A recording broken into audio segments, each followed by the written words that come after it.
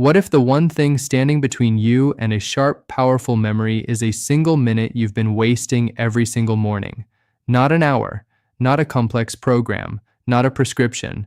1 minute, 60 seconds. And yet most people will finish reading this and still do nothing because they don't believe it. And honestly, that disbelief is exactly what's been quietly destroying their memory for years. You know the feeling. You're mid-sentence and the word just vanishes, gone, like it was never there. Or you meet someone, they tell you their name, you shake hands, and 15 seconds later, you're already searching for it and coming up empty. Or you walk from the living room into the kitchen with a clear purpose in your mind, and the second you step through that doorway, your mind wipes itself clean. Nothing. You're standing there looking around like the answer might be written on the refrigerator. These aren't funny moments. They feel like warnings. And deep down, they plant a fear that most people are too afraid to say out loud. What if this is the beginning of something worse? Here's what I need you to understand right now. That fear, as understandable as it is built on a lie that society has been telling you for decades. The lie that memory loss is just what happens when you get older, that it's normal, that it's inevitable, that you simply have to accept it. You don't. I am Dr. Richard Ben, a neurologist, and I have spent my entire career inside the science of the human brain. I have sat across from hundreds of patients, men and women in their 60s, 70s, 80s, people who came into my office convinced their best mental years were behind them, people who had quietly started shrinking their world because they no longer trusted their own minds. And what I've seen, what the science has confirmed over and over again, is that the brain is not a machine that simply wears down and stops. It is something far more extraordinary than that. Your brain is alive, it is dynamic, it is always capable of change.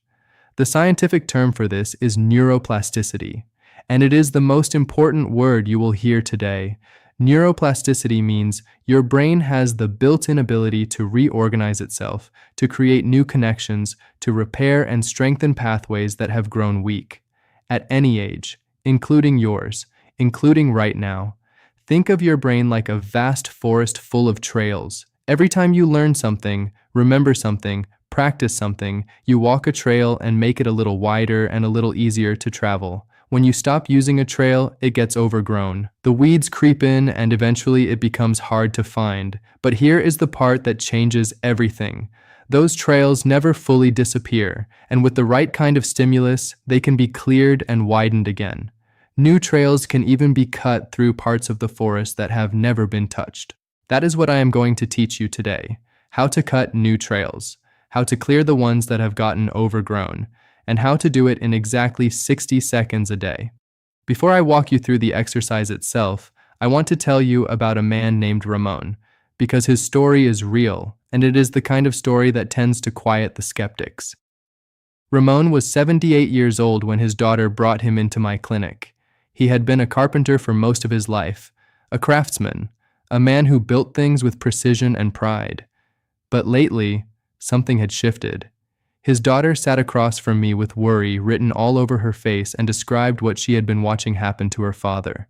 He would stop in the middle of a sentence and lose the thread completely. He had stopped reading because he couldn't follow a storyline from one page to the next. And then came the moment that broke her heart.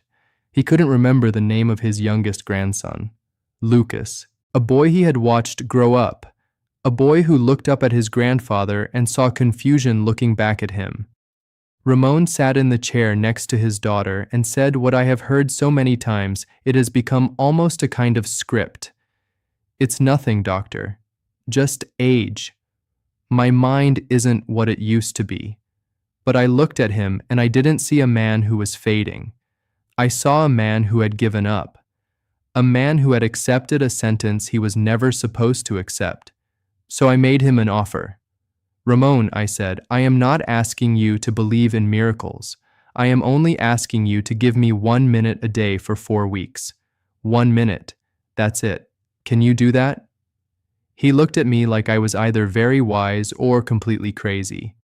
1 minute and I'll remember my grandson's name? He asked. Maybe, I told him. The brain is like a muscle. Stop using it and it weakens. Exercise it correctly and it grows stronger. What do you have to lose?" He agreed, reluctantly, and 4 weeks later he walked back into my office a different man. His daughter spoke first, and her voice broke as she did.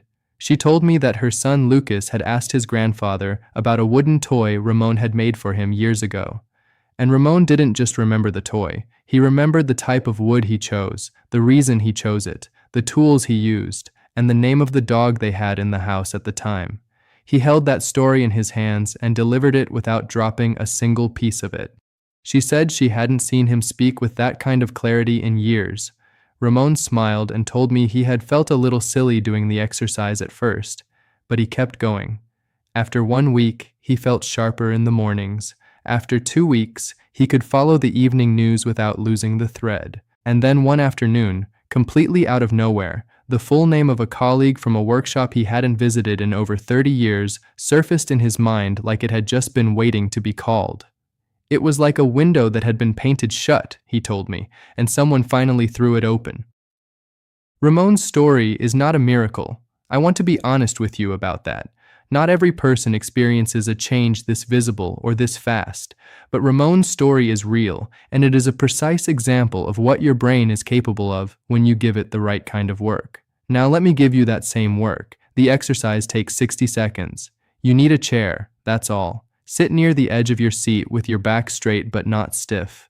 Place both feet flat on the floor, roughly hip-width apart. Rest both hands on your thighs. Close your eyes for a moment. Breathe in slowly through your nose. Breathe out slowly through your mouth. Feel your shoulders drop. Open your eyes. The first 30 seconds are about activation. Slowly raise your right arm forward until it is level with your shoulder, parallel to the floor. Keep your left arm still. As you raise it, breathe in through your nose and count silently. 1, 2, 3, 4. Now slowly lower it back to your thigh and breathe out through your mouth. 1, 2, 3, 4. Then raise your left arm the same way. Breathe in as it rises. Breathe out as it falls. Keep alternating, slowly, controlled. No rushing. The rhythm is everything here. This is not about strength. It is about oxygen and coordination. The slow, deliberate breathing floods your brain with oxygen-rich blood, the fuel your neurons run on. The alternating arm movement wakes up your coordination centers and tells your brain something important is happening. It shifts you out of autopilot. It prepares the ground for what comes next. At the 30-second mark, without stopping the movement, you add the mental layer. While your arms keep moving and your breathing stays slow, you begin naming items from a category, any category, fruits, animals, cities, colors, whatever comes to mind. As your right arm rises, say one word, apple. As it falls, think of the next one. As your left arm rises, say it, banana. Keep going for the final 30 seconds. Orange, mango, grape, strawberry. If your mind goes blank, don't force it. Just breathe and let the movement continue. The blank moment itself is part of the work. Your brain is reaching. That reaching is what builds the pathway. The reason this combination is so powerful is not complicated. When you force your brain to manage a physical task and a mental task at exactly the same time, you make different regions of the brain talk to each other simultaneously. The frontal lobe, which handles focus and decision-making. The cerebellum, which manages coordination and timing. The temporal lobe, where memory lives. All three firing at once, connecting, building new channels between them. You are not just exercising one part of your brain, you are building an internal network. Think of it like an orchestra being asked to play two melodies at the same time. To do it, the musicians have to listen more carefully, communicate more precisely, and work harder than they ever do when playing just one part. That extra effort is where growth lives. Now here is how you make it harder as the weeks go on, because your brain is smart and it will adapt.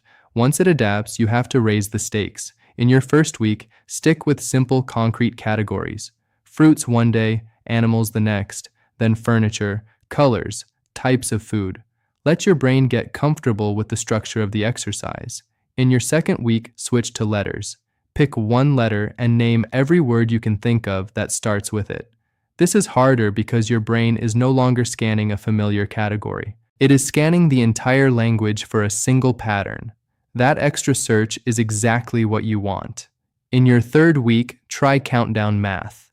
While your arms move and your breathing stays slow, count backward from 100 by threes. 100, 97, 94, 91. If you lose your place, breathe and start again from wherever you remember. The point is not perfection, the point is the effort. From your fourth week onward, mix things up. Name world capitals. Recall the names of people you went to school with. Think of movies from a particular decade. The rule is simple. If it feels easy, it is time to change it. The right level of difficulty is when you feel a small but real mental effort. That slight strain is the signal that your brain is working. There are 3 mistakes that kill the results of this exercise, and I want to make sure you avoid all of them. The first is speed. People rush through this because they don't feel like they're doing enough. But speed breaks the rhythm, breaks the breathing, and spikes stress hormones that actively work against memory. Slower is better, always. The second is inconsistency. Doing this for 3 days, skipping 5, doing it again for 2 more will not work.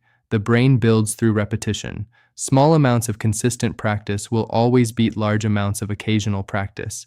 Attach this exercise to something you already do every morning, before you make coffee, before you eat breakfast, before you open your phone. Anchor it to an existing habit and it will stick. The third is distraction. Do not do this with the television on. Do not do it while someone is talking to you. This 1 minute is a direct appointment with your own brain, and your full attention is the tool that does the work. A divided mind produces divided results. There are also 3 things you can do to make the exercise work even better. Drink a glass of water before you begin. Your brain is mostly water, and even mild dehydration slows its function measurably. Hydrating before the exercise is not optional. It is preparation. Allow yourself a small, quiet smile just before you start. This is not a silly instruction. A gentle smile triggers the release of neurotransmitters that improve mood and make the brain more receptive to learning. It costs you nothing and it works. Teach this to someone else. Explain the exercise to your partner, a friend, a sibling, a neighbor. When you teach something, your brain organizes the information more deeply and strengthens its own understanding of it, and you gain someone who can remind you to do it on the mornings you feel like skipping. What you have just read is not theory. It is applied neuroscience built on decades of research into how the human brain actually changes, grows, and heals. Ramon used it. Dozens of my patients have used it, and now you have it. But knowing it and doing it are 2 completely different things. Information sitting in your mind unused is just weight. The only thing that creates change is action. So here is what I am asking you to do. Not forever, not for months, just for 7 days, 1 minute each morning for 1 week. That is 7 total minutes of your life. At the end of those 7 days, notice what you notice. Maybe you feel slightly sharper in the morning. Maybe a word that usually escapes you comes back faster. Maybe you just feel more present. Whatever you observe, that observation is real, and it is the beginning of something. Every time you do this exercise, you are making a choice that says your mind matters to you, that your independence matters to you, that you are not willing to simply watch your sharpest years disappear without doing something about it. That choice, made once every morning for 60 seconds, is the most powerful thing you can do for your brain starting today. Your mind is not finished. It is waiting. Give it 1 minute and let it show you what it can still do.